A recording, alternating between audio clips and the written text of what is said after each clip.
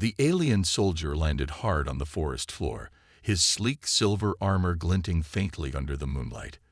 His name was Zixar, a warrior of the Krillian Empire, feared across the galaxy for their advanced technology and unmatched combat skills. But tonight, Zixar wasn't feeling very fearsome. His ship had been damaged during a skirmish with space pirates, forcing him to crash land on this primitive planet called Earth. He cursed silently as he surveyed his surroundings, a dense forest filled with strange noises and unfamiliar scents. This place reeked of weakness. Zixar shook his head in disgust. Humans were nothing but fragile creatures, barely evolved from apes if what he'd read in galactic archives was true. They relied on crude tools and outdated methods, completely lacking the sophistication of the Krillians. Why anyone would waste time studying them baffled him. Still, orders were orders. If he could repair his ship quickly enough, he might avoid detection entirely. As he moved deeper into the woods, trying to locate parts for his damaged vessel, he stumbled upon something unexpected. A group of humans was nearby, soldiers, judging by their uniforms, and they were doing something utterly bizarre. They ran laps around a clearing, carried heavy logs over their shoulders, and shouted in unison at the command of a stern-looking man barking orders. Zixar tilted his head, intrigued despite himself. What kind of training was this? It looked more like punishment than preparation for battle. One of the soldiers caught his eye, a tall woman with short brown hair, her voice sharp as she corrected another recruit's stance. Her name tag read Bennett, though Zixar didn't care enough to remember it. Another figure stood out too, a muscular man who seemed to be leading the group. His name was Captain Ryan Carter, though Zixar only learned that later. For now, all he saw was a human acting far too confident for someone so inferior. Unable to resist mocking them, Zixar activated his telepathic abilities, projecting his thoughts directly into their minds. Is this how you prepare for war? He sneered silently. Running in circles and carrying sticks. How pathetic. At first, none of the soldiers reacted. Then one of them, a younger man with sandy blonde hair, stopped mid-step, his eyes darting toward the trees where Zixar hid. Did anyone else hear that? The man asked, his voice tinged with uncertainty. Captain Carter frowned, scanning the area. Hear what, Harper? I don't know. It sounded like. Never mind.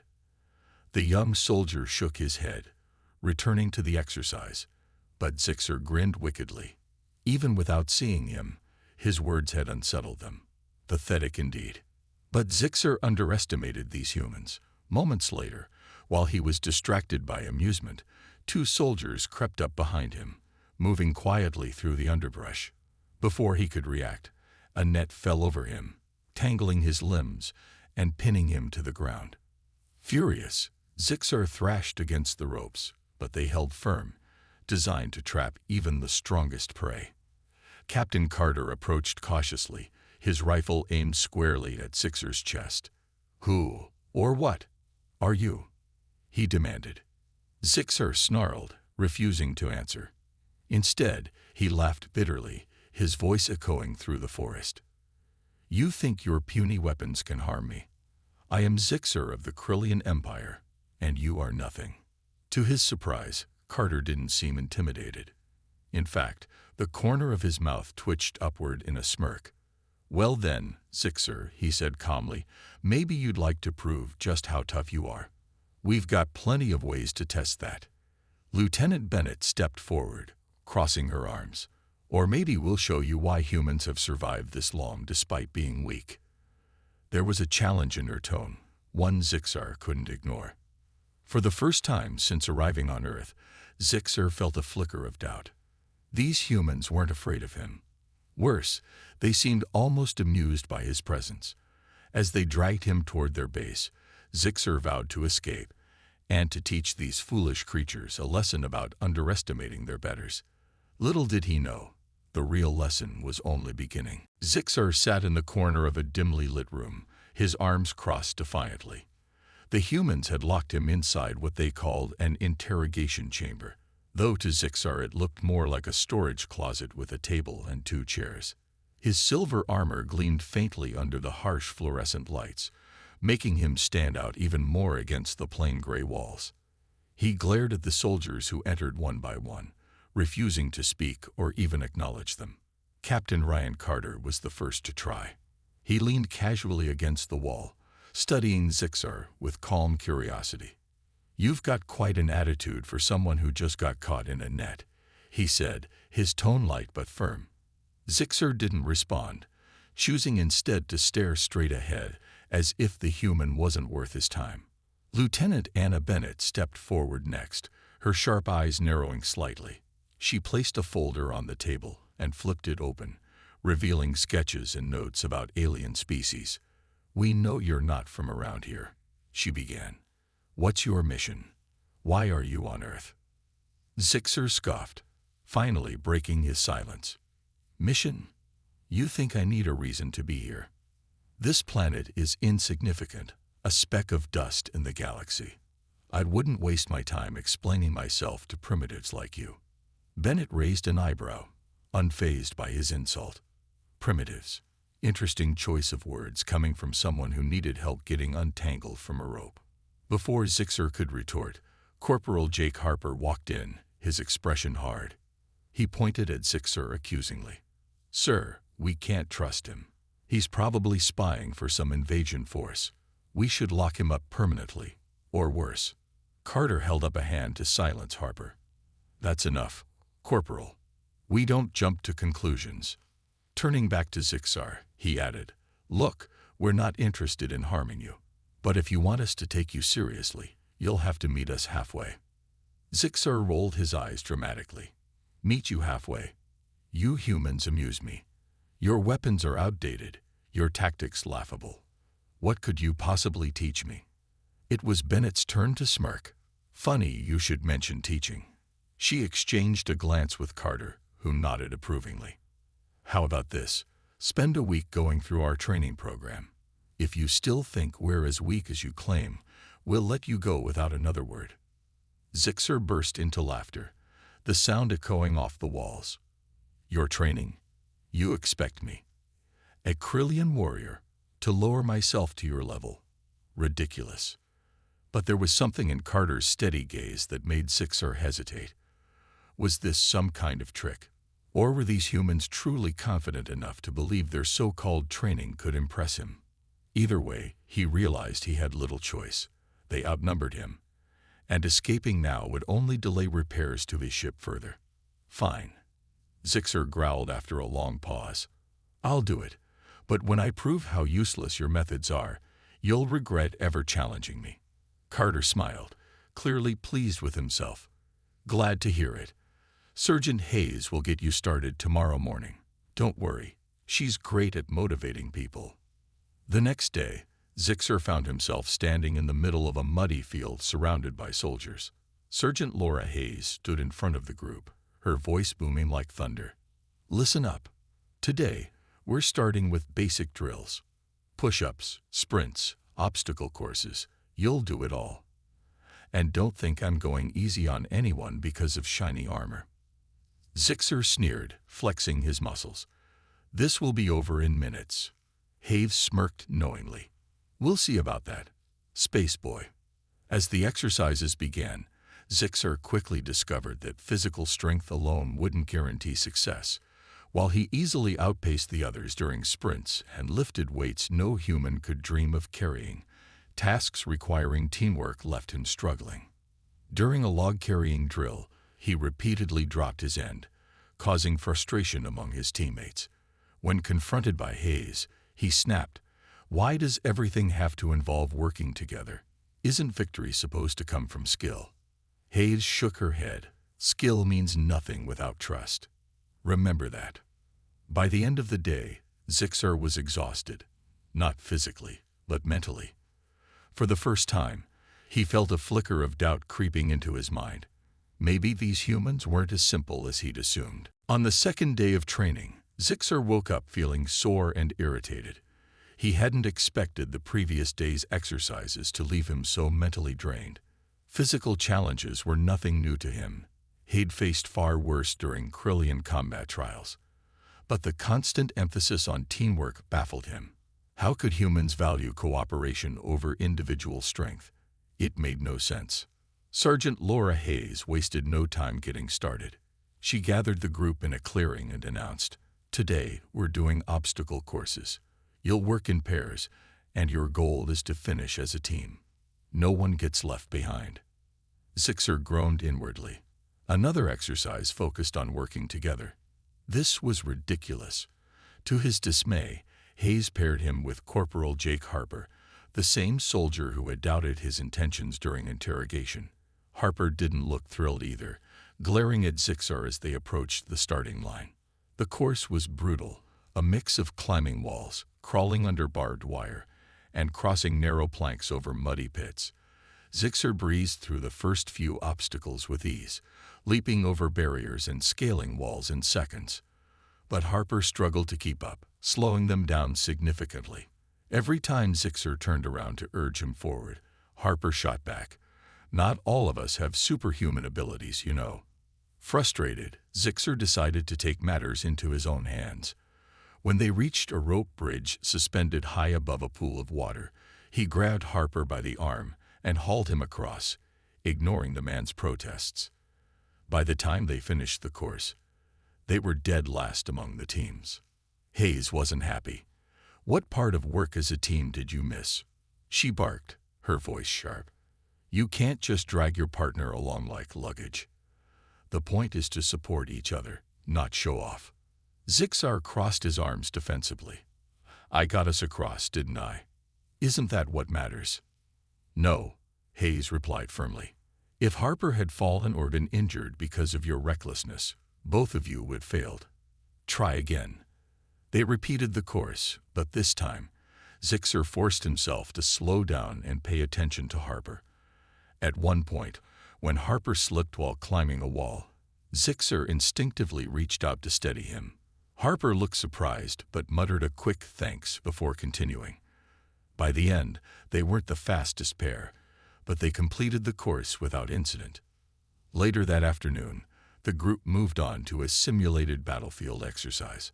Armed with paintball guns, they were tasked with capturing a flag from an opposing team. Zixer volunteered to lead the charge, eager to prove his tactical superiority.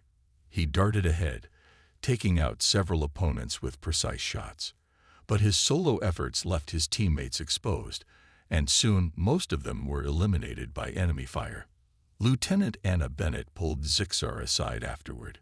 "You're skilled, no doubt about it," she said, "but you abandoned your team. A true leader protects their people and uses their strengths to win, not just their own." Her words struck a nerve. Zixar hated to admit it, but she was right. His arrogance had cost them the mission. For the rest of the day, he tried harder to listen to his teammates, even asking for their input during strategy sessions. Slowly, he began to notice how much they relied on each other, how every action, no matter how small, contributed to the overall success of the group. That evening, as the soldiers gathered around a campfire to debrief, Zixer found himself sitting quietly, observing the camaraderie between them. They joked, shared stories, and laughed together, their bond evident in every word and gesture. It was something he'd never experienced among the Krillians, where dominance and competition ruled everything. Jake Harper noticed Zixar watching and nudged him playfully. "Still think we're weak?" he teased, though there was no malice in his tone. Zixar hesitated before responding. "Not exactly. But I still don't understand why you humans care so much about each other." Harper shrugged. "Because we're stronger together. That's how we survive." For the first time since arriving on Earth, Zixar felt a pang of respect. For the humans, for their resilience, and perhaps even for himself. Maybe there was more to learn here than he'd initially thought. By the fourth day, Zixar was starting to feel different. The constant physical challenges and teamwork exercises were wearing him down, not because they were difficult, but because they forced him to think in ways he never had before. He'd always believed strength came from power and skill alone, but these humans kept proving him wrong. Every task, every drill, seemed designed to teach him something new about trust, patience, and unity. That morning, Sergeant Laura Hayes gathered the group for a surprise activity. Today, she announced, we're doing a night march. You'll carry full packs, navigate rough terrain, and deal with whatever weather comes your way. This isn't just about endurance. It's about pushing through when things get tough. Zixer groaned silently. A night march sounded miserable, especially since Earth's weather could be unpredictable. Still, he wasn't about to complain in front of the humans. Instead, he adjusted his pack and followed the others into the forest as dusk settled over the horizon. The march began uneventfully, with everyone moving in single file along a narrow trail. The air grew colder as the hours passed, and rain started to fall, soaking their clothes and making the ground slippery. Zixar struggled to keep his footing, his heavy boots sinking into the mud with each step. For once, he wasn't the strongest or fastest. He was just another soldier slogging through the storm. As the night wore on, exhaustion set in. Some of the soldiers stumbled, their energy fading, but Lieutenant Anna Bennett stayed close to them, offering words of encouragement. "Keep going," she urged. "We're almost there." At one point, Zixer slipped and fell hard onto the wet ground. Frustrated, he tried to stand up quickly, only to find himself stuck in the mud. Before he could react, Bennett appeared beside him, extending a hand. "Need a lift?" she asked, her tone neutral but not unkind.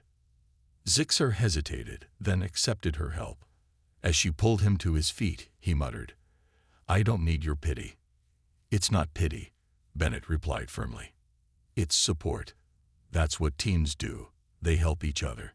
Her words lingered in Zixer's mind as they continued walking. By now, the rain had turned into a downpour, and the wind howled through the trees. Despite the miserable conditions, no one gave up. Even Corporal Jake Harper, who had been lagging behind earlier, pushed forward with determination. Finally, just as dawn broke, they'd reached their destination. A clearing where Captain Ryan Carter waited with hot coffee and dry blankets. Exhausted but triumphant, the group collapsed onto the ground, laughing and cheering despite their soaked, muddy state. Zixer sat apart from the others, watching as they celebrated. He didn't join in, but he couldn't deny feeling a sense of accomplishment. It wasn't just about surviving the march. It was about enduring it together. These humans had faced harsh conditions without complaint, relying on each other to make it through. And somehow, even he had become part of that effort. Later, as the sun warmed the clearing, Carter approached Zixer. "How are you holding up?" he asked casually. "I've survived worse," Zixer replied, though his tone lacked its usual arrogance. Carter smiled knowingly. "Surviving is one thing. Thriving is another. You're learning that strength isn't just about what you can do alone. It's about what you can achieve with others." Zixer frowned, considering the statement. Over the past few days, he'd seen firsthand how much these humans relied on each other. They weren't afraid to admit weakness or ask for help, and somehow, that made them stronger. It was a concept completely foreign to Krillian culture, where showing vulnerability was seen as a flaw. As the afternoon wore on, the group prepared for a final exercise, a mock rescue mission. Their objective was to infiltrate an enemy camp and retrieve a hostage, all while avoiding detection. Zixar found himself assigned to a small team led by Jake Harper. At first, he bristled at taking orders from the human, but he reminded himself of what he'd learned so far. Maybe listening wouldn't hurt this time. Under Harper's leadership, the team moved quietly through the woods, communicating with hand signals and soft whispers. When they reached the camp, Zixer noticed how seamlessly the humans worked together, covering each other's blind spots and anticipating movements. For the first time, he felt like he truly belonged to a team. When the mission succeeded, Harper clapped Zixar on the shoulder. "Not bad. For an alien," he joked. Zixer smirked faintly. Not bad, for a human. For the first time in his life, Zixer felt a spark of admiration, not just for himself, but for those around him. On the 5th day of training, Zixer woke up with a strange sense of anticipation. He couldn't explain it, but something about the humans' way of doing things was starting to make sense. Their methods weren't perfect, and they certainly weren't as advanced as Krillian tactics, but there was a kind of strength in their unity that he couldn't ignore. Still, he wasn't ready to admit it out loud. Not yet. That morning, Sergeant Laura Hayes introduced a new challenge, a live-fire exercise using paintball guns. The goal was simple. 2 teams would face off in a simulated battle, and the winning side had to capture a flag from the opposing team's base. Zixar found himself on a team led by Lieutenant Anna Bennett, while Corporal Jake Harper commanded the opposing group. Before the exercise began, Bennett gathered her team for a quick strategy session. "This isn't just about shooting," she explained. "It's about communication, timing, and trusting each other. If we rush in without thinking, we'll lose." Zixer listened quietly, surprised by how much thought went into planning such a seemingly straightforward mission. Back in the Krillian Empire, battles were won through sheer force and speed, not careful coordination. He wondered if these humans might actually have a point. The exercise started with both teams moving cautiously through the dense forest. Zixer took the lead, scanning the area for movement. His sharp eyes spotted Harper's team setting up an ambush near a cluster of trees, and he quickly signaled his own group to take cover. For the first time, he felt like he was contributing, not just showing off his abilities, but truly working as part of a team. As the battle intensified, Zixer found himself relying on his teammates more than ever. When one soldier tripped and dropped his weapon, another immediately covered him. When Bennett whispered instructions, everyone followed without question. It was chaotic, yes, but also strangely beautiful in its precision. At one point, Zixer noticed Harper sneaking toward their base, clearly trying to grab the flag unnoticed. Without hesitation, Zixer stepped out from behind a tree and fired his paintball gun, hitting Harper square in the chest. Harper stumbled back, laughing despite being eliminated. "Nice shot," he called out before heading to the sidelines. By the end of the exercise, Zixer's team emerged victorious, thanks in large part to his quick thinking and the seamless teamwork of his comrades. As they celebrated, Bennett turned to Zixer with a satisfied smile. "You're learning," she said simply. Later that evening, as the soldiers sat around a campfire sharing stories, Zixer found himself reflecting on everything he'd experienced so far. These humans were fragile compared to Krillians, no doubt about that. But their ability to work together, to trust and rely on one another, it was something special. He realized now why they'd survived for so long, despite their limitations. Jake Harper joined him by the fire, holding 2 cups of coffee. "Here," he said, handing one to Zixar. "Thought you could use this." Zixar accepted the cup hesitantly. "Why are you being nice to me?" he asked bluntly. Harper shrugged. "Because you've earned it. You may be an alien, but you're not half bad when you try." For a moment, Zixar didn't know what to say. No one in the Krillian Empire had ever treated him with such casual kindness. Strength and dominance were all that mattered there. Emotions like friendship or camaraderie were seen as weaknesses. Yet here, among these humans, he felt accepted. That night, as he lay in his tent staring at the ceiling, Zixar thought about his home planet and the empire he served. He wondered if the Krillians would ever understand what he was beginning to learn, if they'd ever see the value in cooperation over competition. Maybe, he thought, he could change things when he returned. Or maybe he was just dreaming. Either way, one thing was certain. Earth wasn't as primitive as he'd once believed. And neither were its people. On the 6th day of training, Zixar woke up with a sense of purpose he hadn't felt in years. The humans had taught him more than just how to work as a team. They'd shown him a different way of thinking, one that valued trust and unity over dominance. He wasn't ready to call himself a human, but he was starting to see why they survived against all odds. Captain Ryan Carter greeted the group with an announcement. Today is the final test, a large-scale war game. You'll face off against my squad, and your objective is to disable a mock nuclear weapon before time runs out. This will be your biggest challenge yet. Zixer nodded, feeling a mix of excitement and nervousness. He knew this exercise would push him to his limits, not physically, but mentally. It wasn't just about winning anymore. It was about proving to himself that he could adapt, that he could truly become part of something greater. The game began at sunrise, with both teams moving cautiously through the forest. Zixer's team, led by Lieutenant Anna Bennett, communicated quietly, their movements precise and coordinated. For once, Zixer didn't try to take charge. He followed orders, trusting his teammates to guide them. It was a new experience for him, and though it felt strange, it also felt right. As they approached the enemy base, Carter's team ambushed them from behind a cluster of rocks. Paintball rounds flew everywhere, forcing Zixer's group to scatter. Chaos erupted, but instead of panicking, everyone stayed calm. Bennett shouted instructions, directing her soldiers to flank the enemy while Zixer provided cover fire. His aim was sharp, taking out several opponents quickly. But then disaster struck. Jake Harper, leading Carter's squad, spotted Zixer and charged directly at him. Zixer froze for a moment, unsure whether to retreat or stand his ground. Before he could decide, Harper tackled him to the ground, pinning him down.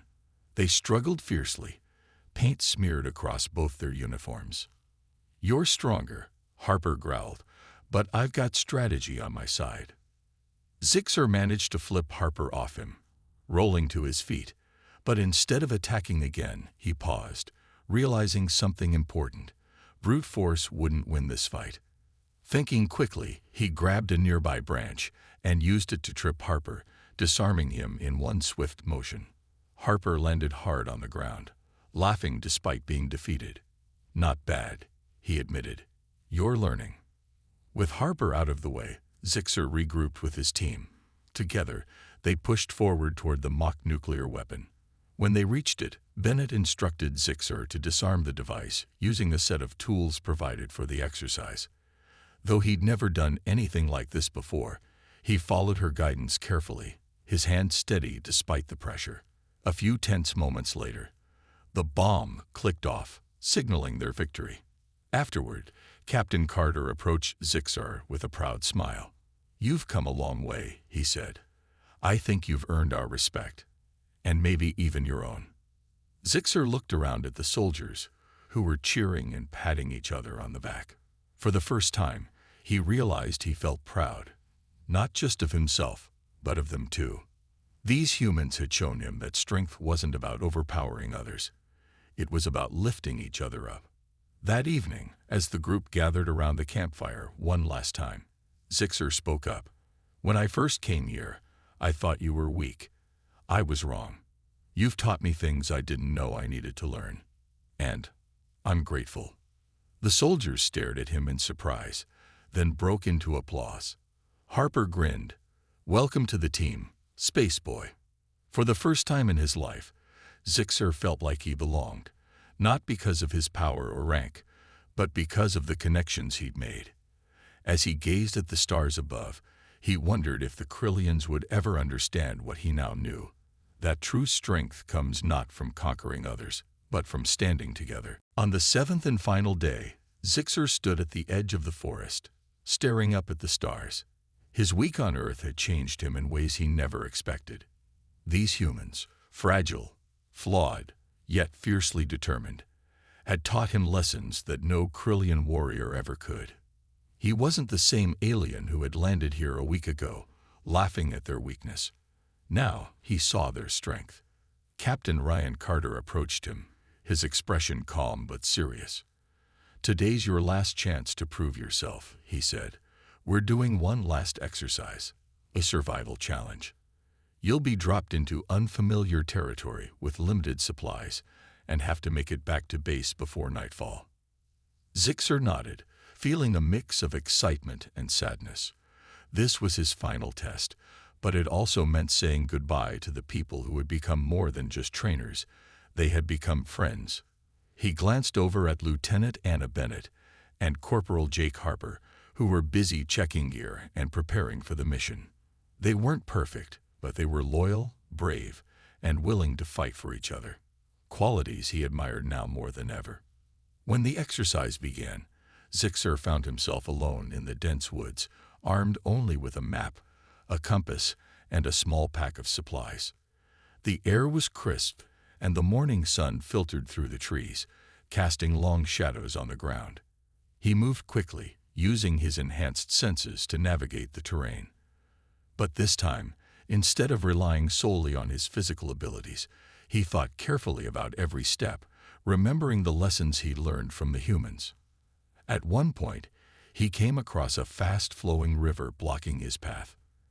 In the past, he might have tried to leap across or swim through without hesitation. But now, he stopped to assess the situation. Spotting a fallen tree upstream, he used it as a makeshift bridge, crossing safely without wasting energy. It wasn't flashy or impressive, but it was smart, a human approach.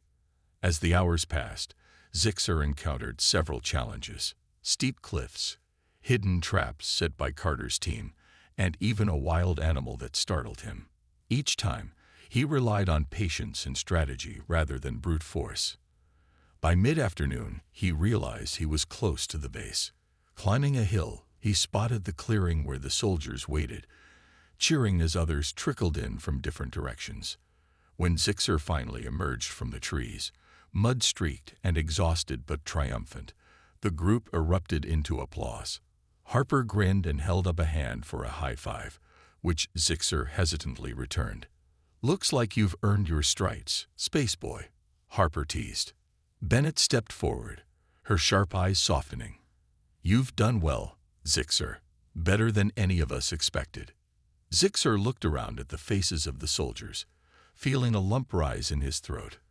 For the first time in his life, he felt truly seen, not as a Krillian warrior or an outsider, but as someone who belonged. "Thank you," he said quietly, "for everything." That evening, as the soldiers gathered around the campfire for the last time, Zixer shared a story of his own. He told them about the Krillian Empire, its obsession with power and conquest, and how he'd always believed those traits made them superior. "But I was wrong," he admitted. "Strength isn't about crushing others. It's about lifting them up, about standing together, no matter what." The soldiers listened intently, their expressions thoughtful. When he finished, Carter spoke up.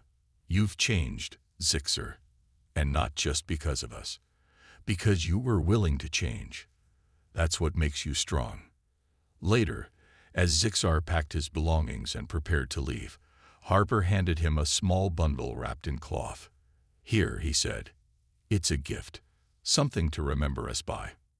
Inside was a patch from the U.S. Army Rangers uniform, stitched with the words * no one left behind. * Zixer stared at it, overwhelmed.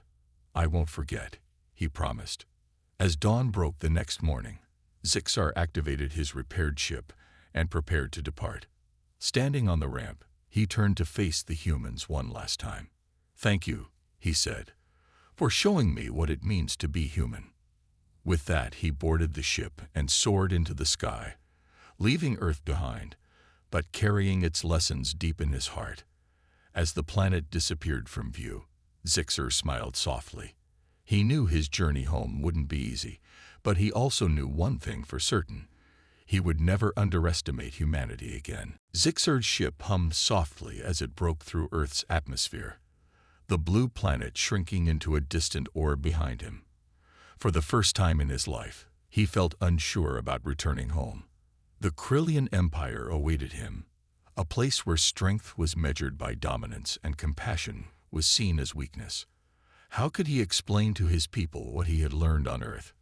Would they even understand?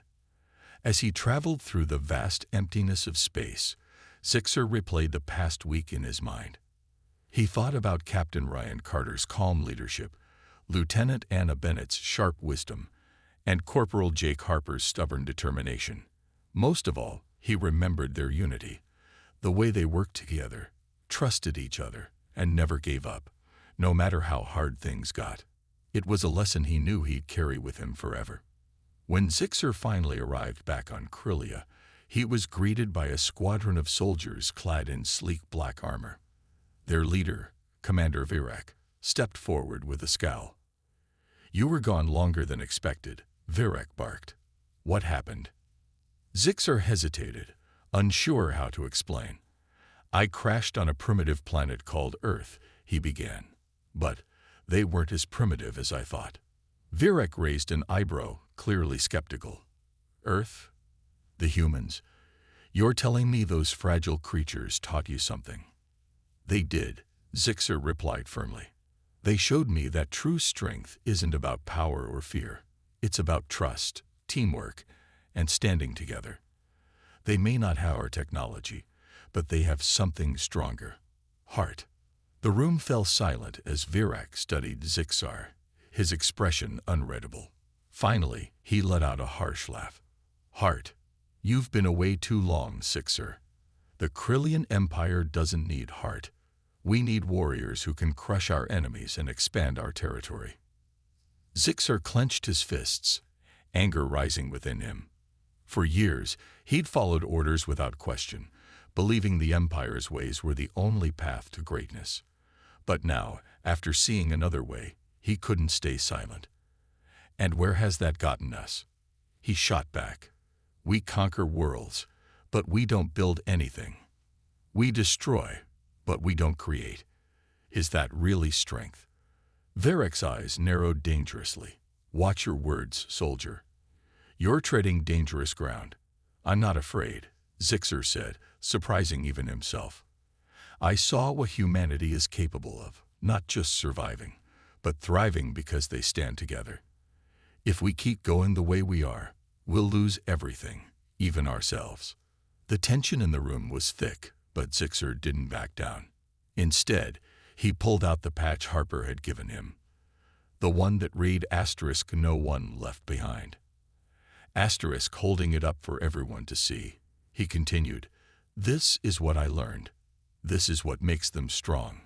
And if we want to be truly great, maybe it's time we started learning from them instead of underestimating them."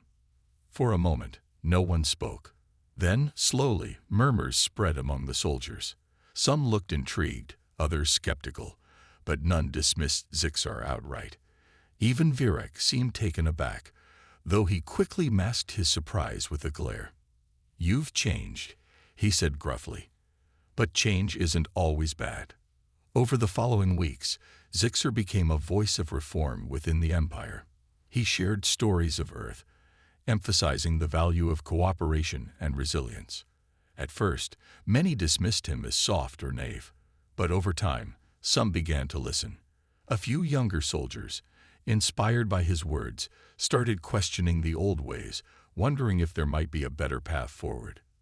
Zixer knew change wouldn't happen overnight. The Krylian Empire was built on centuries of tradition, and shifting its mindset would take time.